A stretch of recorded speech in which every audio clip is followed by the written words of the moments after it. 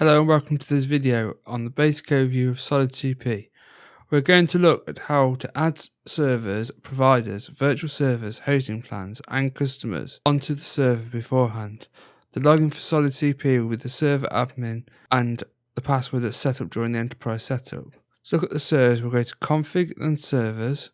This will show us an overview of all the servers that are installed currently on SolidCP. To add a new server, we'll click add server at the top right, and here we need to enter the details for this new server.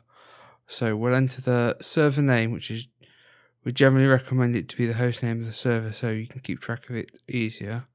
A URL for the server, which is generally the 9003 port of the SolidCP server component, and a password which is set during the installation of the SolidCP server on that server. This can be a random password, and we generally do recommend that you use this and not just the same password on every server.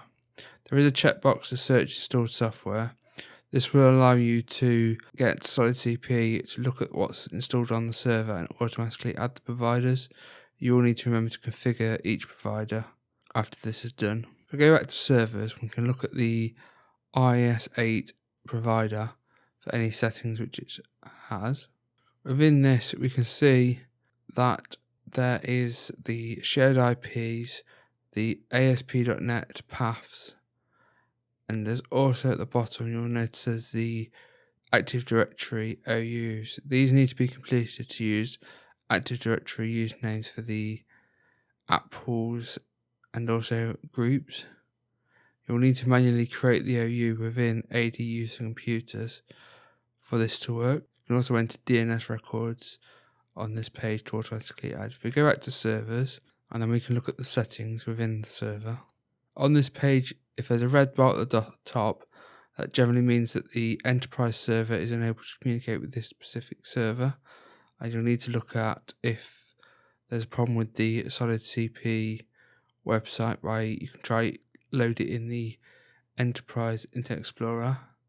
You can also, in connection settings, change the password. For Active Directory, we recommend that you set this to use Active Directory accounts, the authenticate type of none, and the root domain of Active Directory.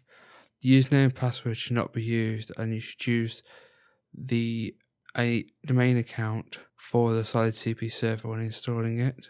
If we click the add button against hosted exchange, we can show you what the typical options are.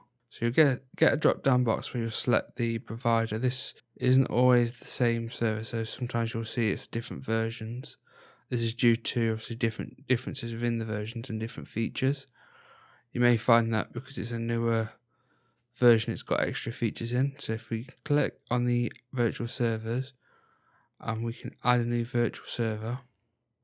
If we name this test 1, for example. And these virtual servers are used during the hosting plans, so you can have one hosting plan with lots of different services.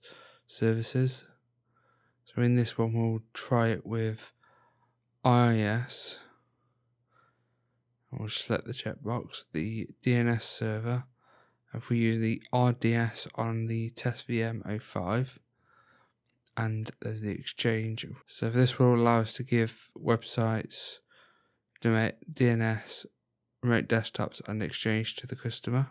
And once this has been completed, you need to go to the hosting plan, and you'll need to create a new hosting plan with the server set as the virtual server you just created, and this will then enable checkboxes at the side of the different quotas.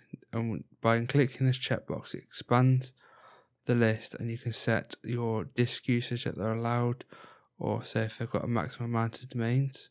If we go on hosted exchange, you can also see the settings for each one about how many mailboxes they're allowed to use, how much space they can use as well. This is a general good way of being able to create a specific set of hosting plans. If you are using the WHMCS plugin, then you can use these hosting plans for your users to ensure they all get exactly the same and they all get their quota. If we create a new user, you can then see that there's different roles. So we have a user role and a reseller role. This is to allow you to be able to create resellers which have limited access. They still only have access to the hosting plans you provided. So if you provide one big hosting plan with all the services, say Exchange, IS, DNS, then they can then create users within that have access to those services. Once you click on a username, you'll see that it shows what applications and providers they were given to, and you can look at a list of all their providers and what they're currently using into the quotas. We'd like to thank you for this video, and all feedback is welcome on our forum. Stay tuned for more videos.